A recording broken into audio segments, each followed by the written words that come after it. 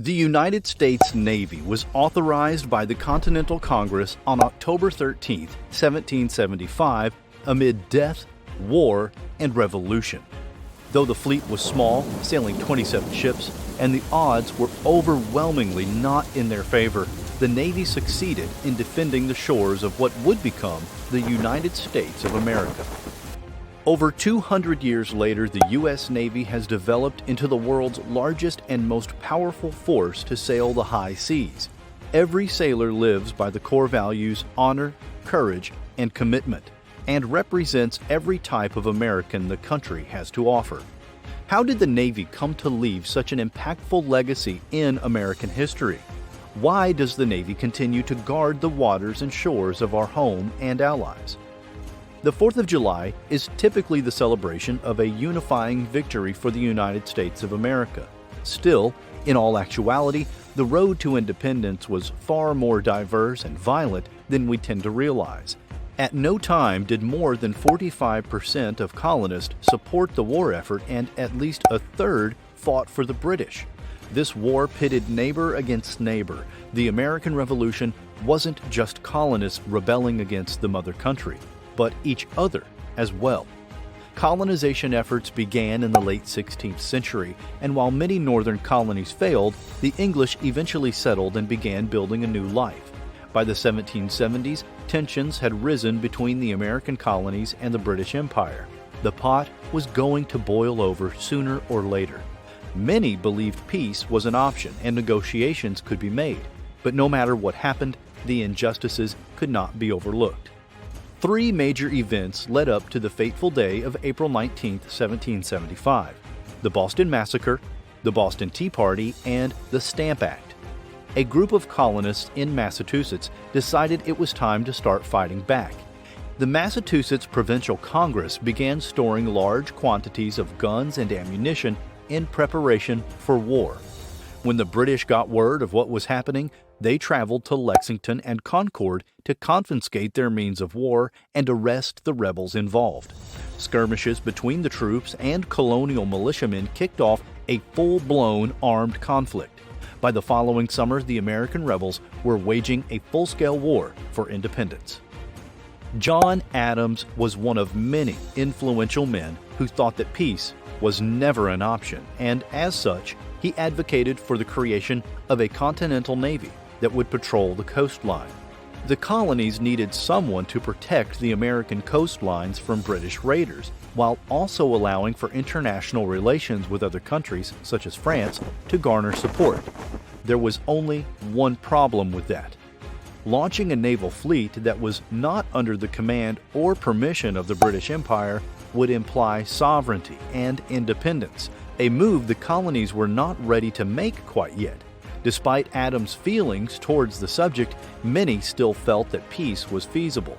Then, on October 5, 1775, Congress received a calamitous report that would forever change the tides.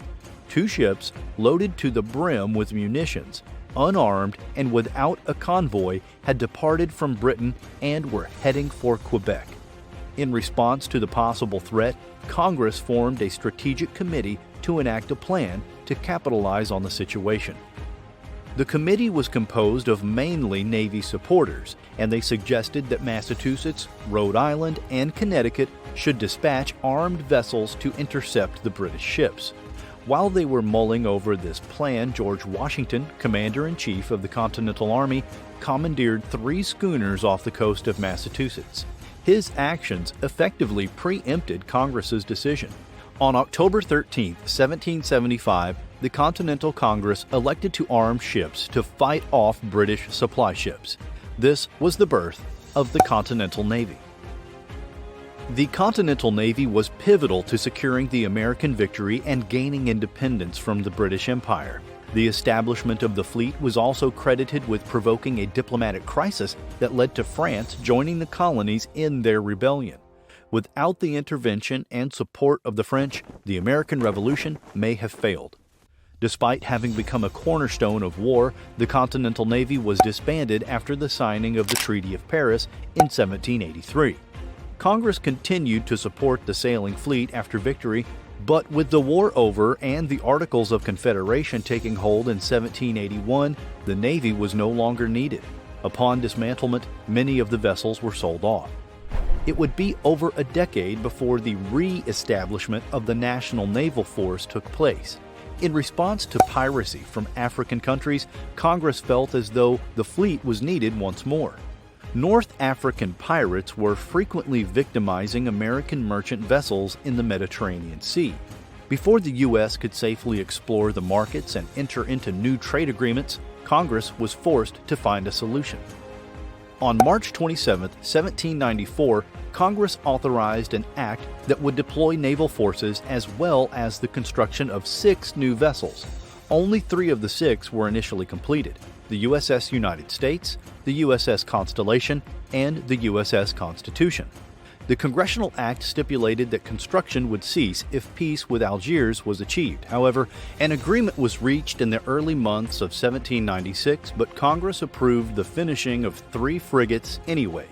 In 1798, tensions were rising in France.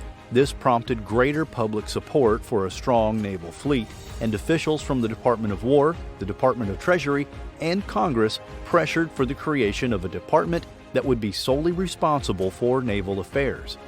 President John Adams signed a congressional act on April 30, 1798, establishing the Department of the Navy. By the end of the year, 14 vessels were completed, with more on the way.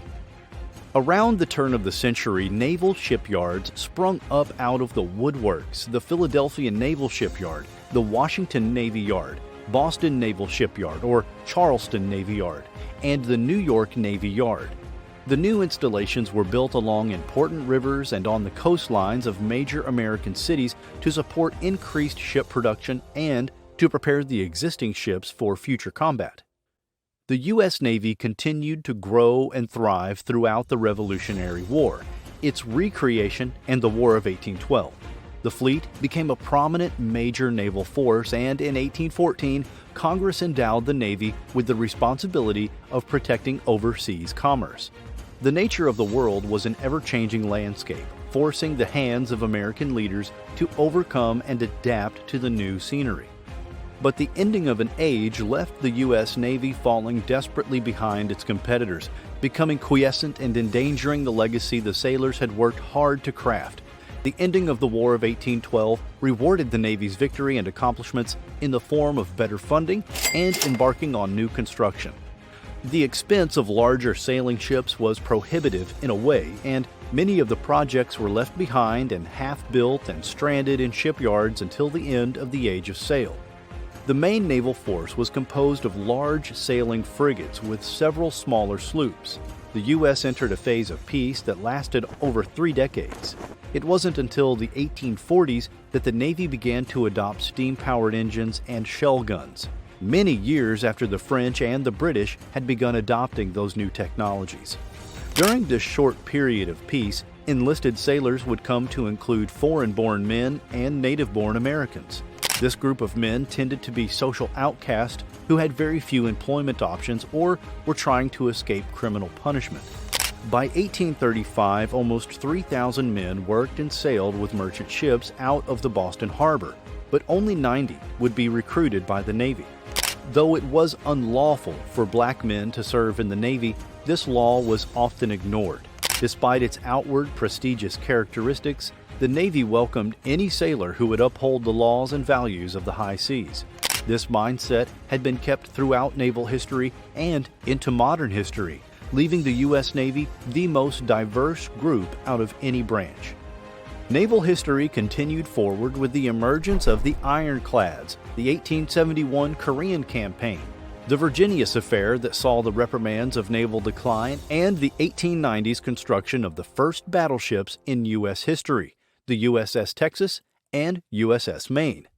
It wasn't until the Spanish-American War that true change came to the U.S. Navy. While the experience was encouraging in the sense the Navy had won, it was also turned into a cautionary tale. The Manila Bay attack was extremely risky and brought about several conflicts, questions, and concerns that had never been previously addressed. American ships could have incurred severe damage or run out of supplies, but the nearest American harbor was over 7,000 miles away. This realization had a profound effect on Navy strategy and American foreign policy for the decades to come. Change was coming, swiftly and without mercy. The old Navy was substandard and would prove to be criminally futile when faced with massive global conflict. It was time for a new Navy. Stay tuned for Part 2, the birth of naval aviation. If you like this video, please be sure to like, comment, and subscribe. Until next time.